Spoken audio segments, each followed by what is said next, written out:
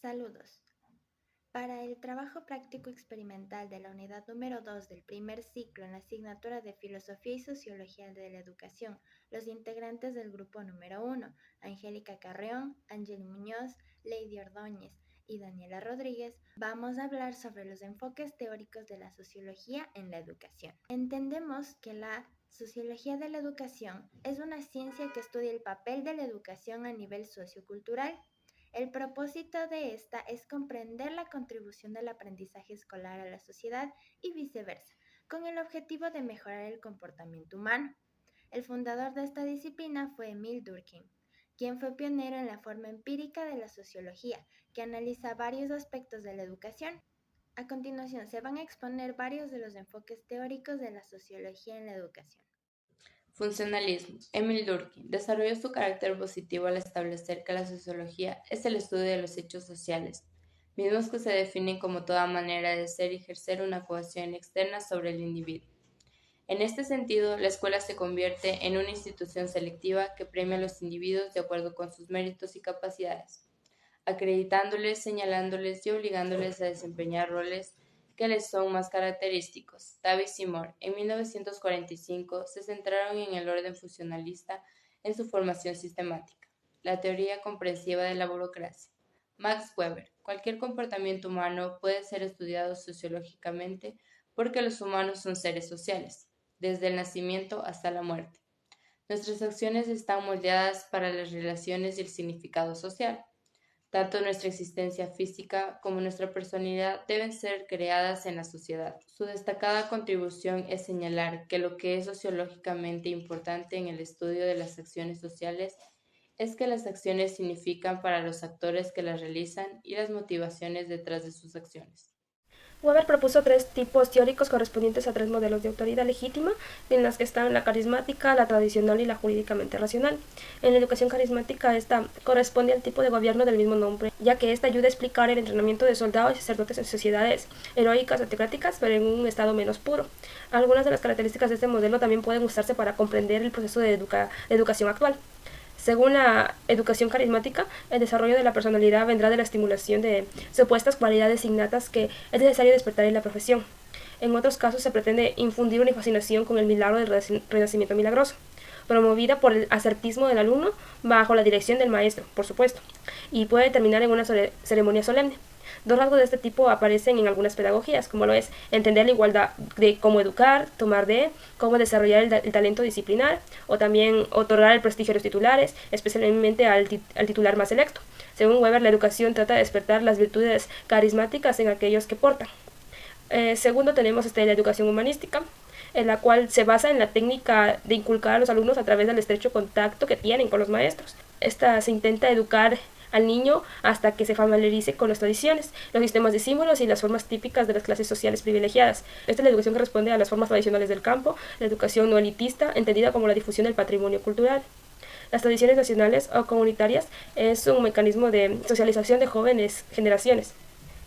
Tercero, tenemos a la educación especializada, que es similar al tipo de dominio racional legal, sujeta a la organización burocrática.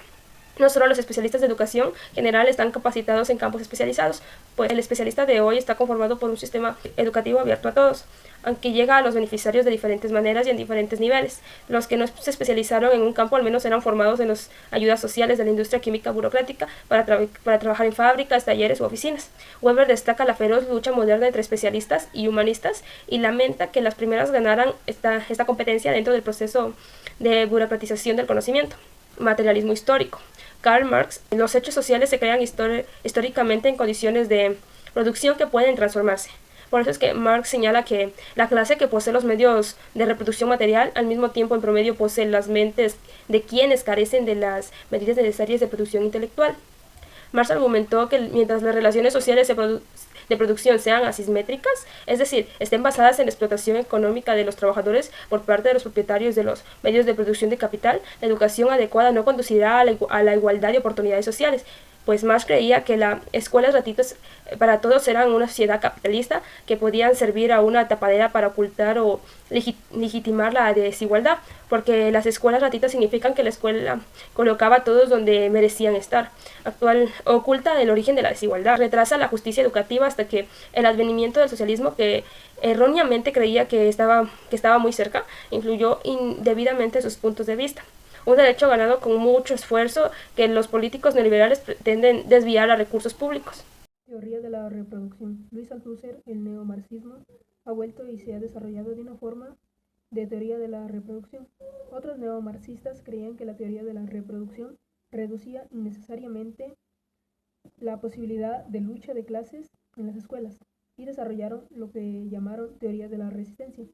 Ven contradicciones y conflictos dentro de las escuelas, donde es posible apoyar o oponerse a la clase dominante, la raza o el género. Por ejemplo, el neomarxista Luis Althusser insistía en que el sistema educativo es una de las máquinas estatales que promueven de manera efectiva la producción social de la sociedad capitalista. Las ocupaciones se eligen según la clase social de los estudiantes y la ideología principal se difunde a través de la cultura y educación. La primera función se cumple seleccionando actores de fuera del sistema de producción para canalizarlos hacia una variedad de carreras desigualmente calificadas y remuneradas. La otra es asegurar la reproducción de esta parte de la cultura que alinea los actores sociales con los patrones sociales en los que viven. Esa parte de la cultura que en marxismo se llama ideología global o dominante, corresponde a las relaciones de producción social. Para Althusser, la escuela moderna, en este sentido, es un aparato ideológico del Estado. Teoría de la resistencia. Henry Wigson, al analizar la relación entre las escuelas y la sociedad en general, se enfatizan los factores humanos y las experiencias. Todos ellos intentan mostrar que los mecanismos de reproducción social y cultural siempre pueden encontrar elementos contrapuestos, que la escuela en lugar donde las culturas dominantes y no dominantes se enfrentan y sus ideologías colonizan, y que ante la desigualdad de los poderes, los dominantes clase siempre terminan siendo apoyados, pero los campos de resistencia permanecen y rechazan la imposición social y cultural. Desde este punto de vista, las escuelas no siempre trabajan para el sistema. Siempre terminan siendo apoyados, pero los campos de resistencia permanecen y rechazan la imposición social y cultural.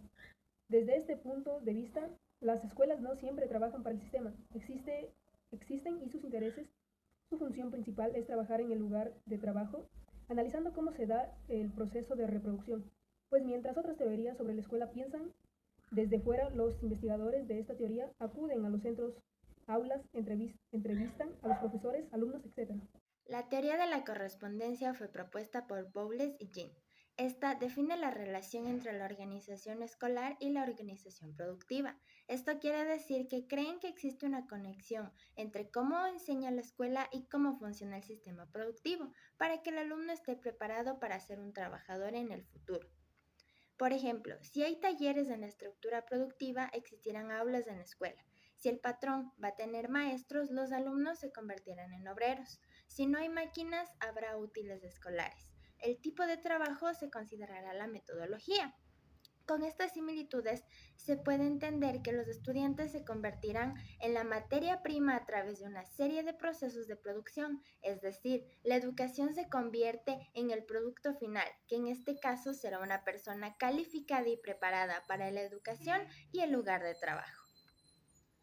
Se producen personas preparadas para el trabajo, ya que se les educa en la escuela, el respeto se les inculca de parte de las autoridades, se les ayuda a entender que deben respetar a su jefe, y lo mismo ocurre con el proceso de castigo y recompensa, porque entre mejor será su trabajo, mejor será su paga.